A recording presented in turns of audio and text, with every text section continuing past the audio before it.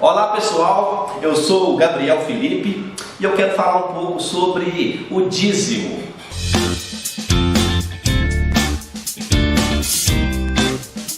O dízimo está entre os assuntos mais polêmicos no meio da igreja.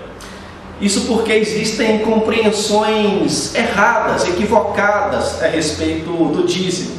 Existem teologias que não são sadias em relação à prática do dízimo, os fundamentos do dízimo.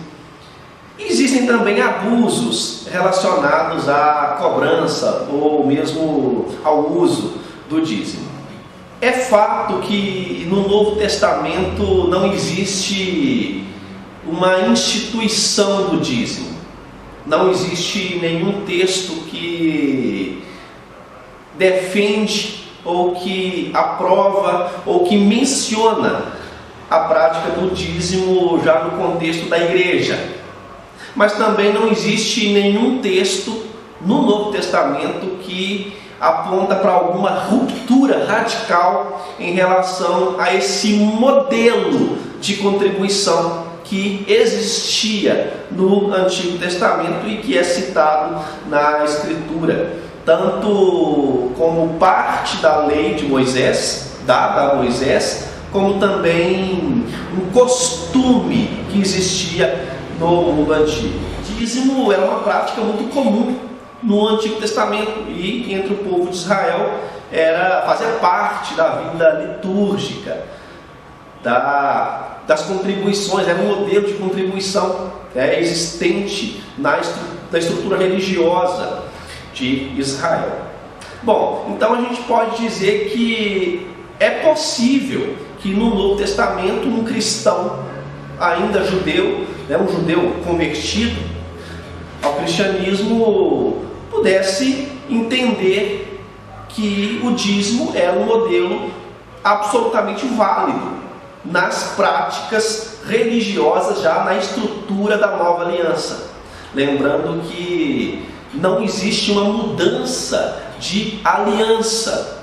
Aqui nós estamos falando de uma perspectiva aliancista, mas há mudanças de estruturas. Então nós temos na velha aliança uma estrutura religiosa diferente da nova aliança. E muitas coisas da antiga aliança são significadas, muita coisa é significada no Novo Testamento, já na vivência, na vida da igreja. E o dízimo como modelo de contribuição, lembrando que o dízimo é um modelo de contribuição, existem outros tipos de contribuição, é totalmente válido e bíblico. Os seus princípios, os seus fundamentos são bíblicos. Então, o que nós vemos é que há uma teologia da contribuição no Novo Testamento, cujos fundamentos já estão presentes no Antigo Testamento, ainda quando o dízimo era uma prática anterior à lei, como nós vemos, por exemplo, em Gênesis 14, versículo 20, onde o dízimo é citado pela primeira vez. O fato é que para nós está absolutamente claro, não há dúvidas alguma de que não há uma teologia do dízimo no Novo Testamento. Segundo Coríntios, por exemplo, Paulo fala lá no capítulo 8 e no capítulo 9 sobre como deve ser feita a contribuição por parte de um cristão.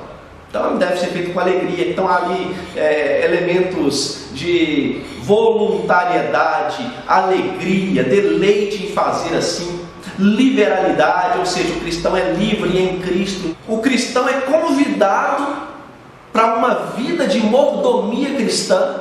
Aí você precisa entender mordomia cristã como vida de serviço, como vida que está entregue para Deus, para ser usada por Deus em toda e qualquer área, a começar dos dons e talentos que o próprio Deus nos dá, de forma graciosa. E há um convite para que o cristão, no Novo Testamento, na nova aliança, já no contexto da igreja e das responsabilidades missionárias da igreja, há um convite para que o cristão dê muito mais do que um valor estipulado em porcentagem. No entanto, como eu quero observar neste vídeo, é que o dízimo é um excelente começo. O dízimo é uma prática, é um modelo de contribuição totalmente válido, uma vez que está escrito na Bíblia, ele é mencionado na Bíblia, é uma prática bíblica, podemos dizer assim, e mesmo que apareça com evidência ou com clareza apenas no Antigo Testamento, os seus fundamentos são fundamentos absolutos e eternos, e que são válidos no Novo Testamento. O que há então aqui é uma mudança de estruturas, mas não de aliança. Então os valores absolutos, que são peremptórios, imutáveis no Antigo Testamento, continuam sendo no Novo Testamento. E isso vale para modelos e para pormenores que vão, por exemplo, caducando. Muitas coisas do Antigo Testamento vão caducando no Novo Testamento. A circuncisão é um elemento próprio da lei, que já recebe no Novo Testamento uma ressignificação no batismo. Agora, o dízimo é uma prática que na estrutura legal de Israel tem uma funcionalidade, está dentro de um contexto. Esse modelo, esse formato fica para trás. Como o dízimo era praticado naquela estrutura, fica para trás. Como o dízimo pode e deve ser praticado no Novo Testamento, já obedece às ressignificações e às novas estruturas já relacionadas ao trabalho, às responsabilidades e à missão da igreja. Agora, o dízimo é um começo, sendo que há, na verdade, um convite para maior contribuição, pautada, porém, na voluntariedade, na liberdade e na alegria. Porque se não houver alegria, não houver voluntariedade, não existir deleite no cristão, entendimento, reconhecimento de que Deus é o provedor, porque Deus não precisa de dinheiro, Deus não precisa de recursos materiais. Mas se existirem esses princípios, aí sim o dízimo é totalmente válido, porque é uma prática descrita na Bíblia. O grande problema é que as pessoas que querem desconstruir a prática do dízimo fazem pautadas na ideia errada de que o dízimo é um elemento que pertence à lei. E não é verdade. Nós mencionamos aqui a existência, a citação do dízimo no Antigo Testamento, ainda num contexto anterior à lei. Em Gênesis 14, versículo 20, onde o dízimo aparece pela primeira vez na Escritura, nós temos um encontro interessante, onde o dízimo é praticado, mencionado, aliás, pela primeira vez na Escritura. Abrão, após ter vencido alguns reis do Oriente, recebe Melquisedeque, que vai ao encontro de Abrão servindo pão e vinho, que são elementos bem significativos, uma vez que Melquisedeque, dentro de um consenso unânime, é uma figura messiânica. E o princípio, além da voluntariedade, por trás dessa entrega do dízimo para Melquisedeque, está no próprio reconhecimento da superioridade deste em relação a Abrão. Então Abrão reconhece em Melquisedeque uma figura superior. E interessante que Melquisedeque aparece como, essa é a descrição dele, como sacerdote do Deus Altíssimo, que aparece como uma espécie de mediador ali, que roga as bênçãos do Deus Altíssimo para Abrão, e também como rei de Salém. Salém viria a ser posteriormente a cidade de Jerusalém. E é interessante que o próprio autor de Hebreus já trabalha nesta linha, dizendo que Melquisedeque é uma representação de Cristo, sendo Cristo o sacerdote perfeito. Bom, então Abrão reconhece em Melquisedeque uma figura superior e entrega para ele o dízimo de tudo. Se a gente observou que o dízimo fazia parte da vida de Israel no contexto legal, no contexto da lei, a gente observa também que o dízimo surge, então, como prática, aliás, prática comum no mundo antigo, fora do contexto religioso, inclusive. A gente pode ver que, no caso até do contexto de Abraão, ali, dos reis do Oriente, era costume reis subjugados pagarem tributos, e muitos desses tributos poderiam ser em forma de dízimo. Então o dízimo era praticado muito antes da instituição em Israel. Então nem como uma propriedade de Israel o dízimo pode ser entendido. Então ele não pode ser simplesmente algo da lei, mas simplesmente um modelo de contribuição ou de tributo, enfim. Bom, agora a gente percebe que, pensando nisso, Melquisedeque, agora pensando como autor de Hebreus, Melquisedeque é uma figura superior, representa um sacerdócio superior, já que ele é uma figura de Cristo. Cristo é um sacerdote segundo a ordem de Melquisedeque. E, neste caso, a ordem levítica, que é uma ordem de Arão, é uma ordem menor, que aparece depois, porque o próprio autor de Hebreus aponta isso, quando diz que Jesus é superior. A ordem de Melquisedeque é superior em relação à ordem de Arão, a ordem levítica.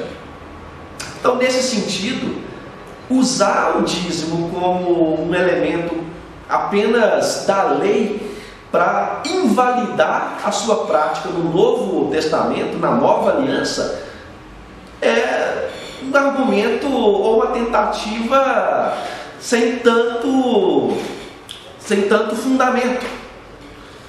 Por quê? Porque o dízimo deve ser pensado como uma prática que já existia anterior à lei e que tem fundamentos, princípios que aparecem no Novo Testamento, justamente porque são princípios absolutos, princípios imutáveis, princípios que não mudam. Aliás, o contexto onde Abraão e Melquisedeque se encontram é um contexto onde Abraão estava sendo chamado, era o contexto do chamamento de Abraão. A gente vê que o chamamento acontece no capítulo 12 e é reafirmado nesse itinerário, sendo essa vitória sobre os reis do Oriente parte, um adendo aí desse processo.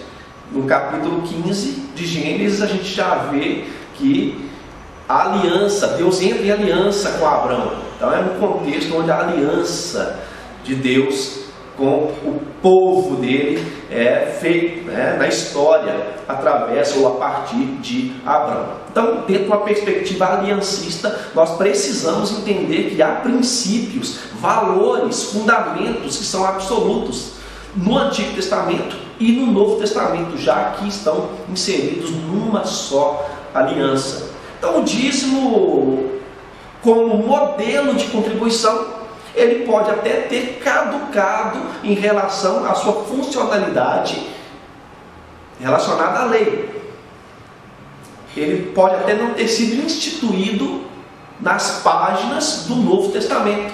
No entanto, a prática do dízimo era comum e se tornou também comum no meio da igreja, sendo que o que é importante aqui não são os formatos, as formas, como era feito lá e como é feito aqui, mas os princípios que norteiam a prática do dízimo e que validam a prática do dízimo. Ora, em Gênesis, no capítulo 28, no versículo 22, nós vemos algo semelhante com Jacó. Jacó, que antes era o mesquinho Jacó, o enganador Jacó, agora num processo de tratamento de caráter, já fugindo ali, e no itinerário dele, na fuga, tem uma visão em Betel, e ali ele promete agora diretamente para Deus entregar o dízimo de tudo. Então, antes mesquinho e enganador, agora é o voluntário, o generoso Jacó, que vai entregar para Deus também, da mesmo modelo, a partir do reconhecimento e da voluntariedade. reconhecendo que o Deus dele era o Deus de Abraão, seu pai, o Deus de Isaac, seu pai. Outro argumento que geralmente é utilizado para a desconstrução do dízimo é o argumento que diz que Jesus criticou a prática do dízimo, quando citam, por exemplo, Lucas 11, versículo 42.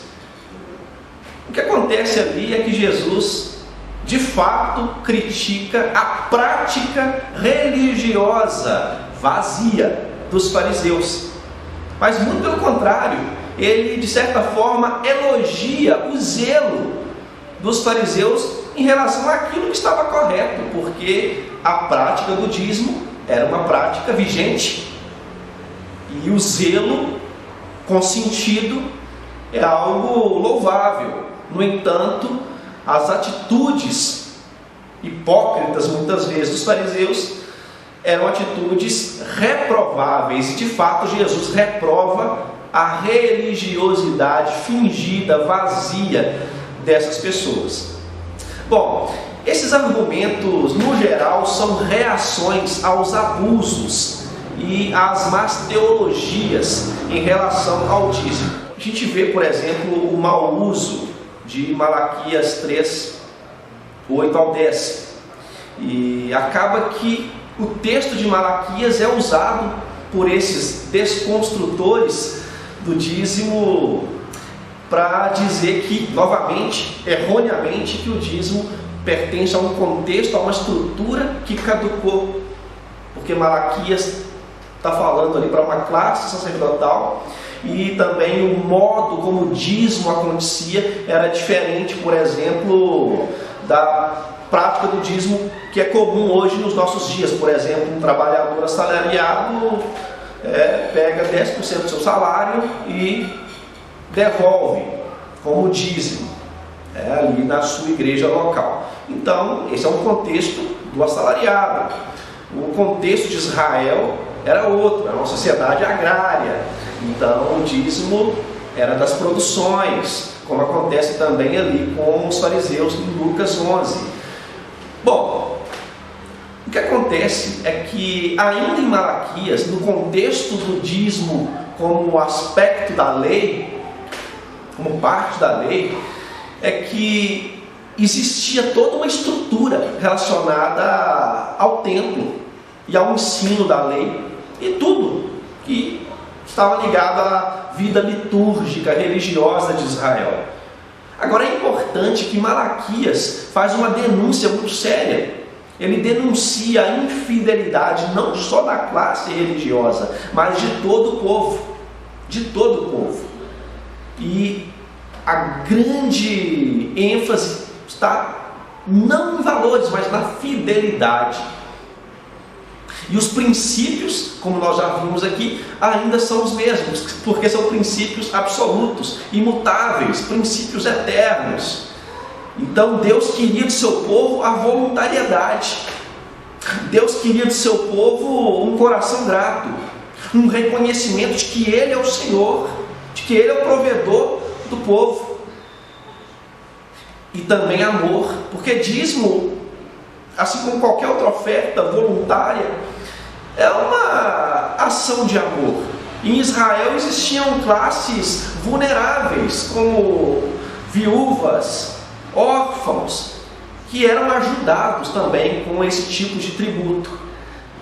Então, mesmo que haja diferenças em estruturas, a funcionalidade do dízimo em Malaquias é semelhante aos nossos dias. Nós temos um contexto eclesiástico, a igreja não tem o mesmo, a igreja local não tem o mesmo valor que o templo tinha para Israel. No entanto, a igreja visível, ela tem uma estrutura hierárquica definida na Escritura, aliás.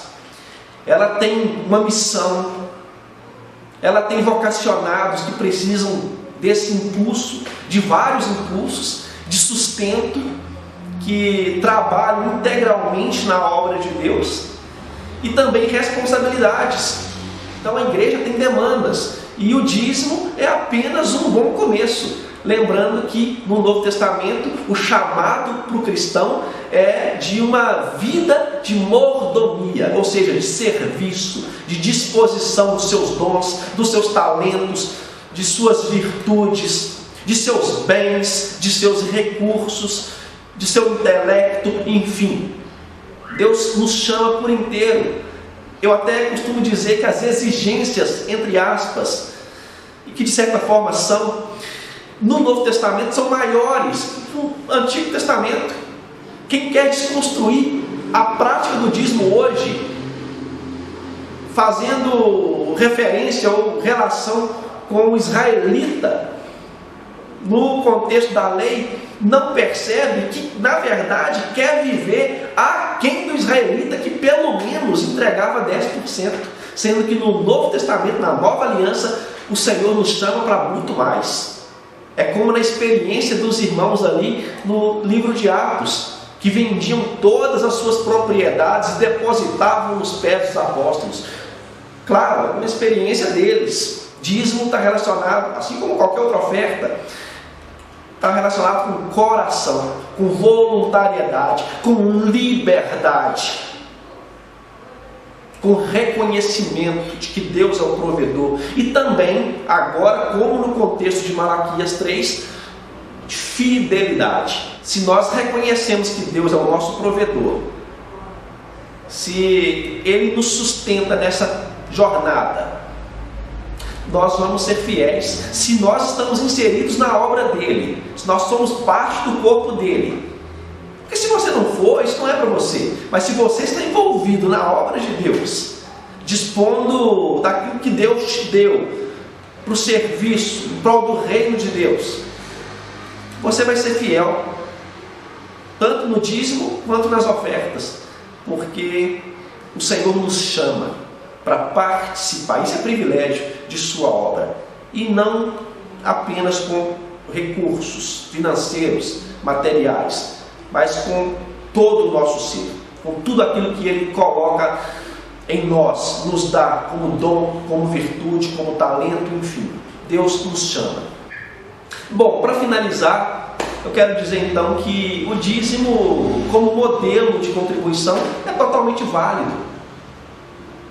Se você não quer viver aquém do israelita, que pelo menos entregava o seu dízimo,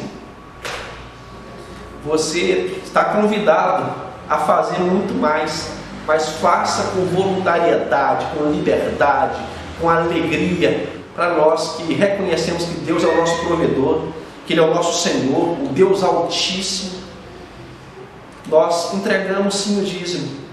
Entregamos o dízimo, seja mensal, seja anual, não importa, mas com fidelidade, com alegria e com reconhecimento de que Ele é o Deus provedor, o nosso Senhor. E que Jesus te abençoe. Até mais.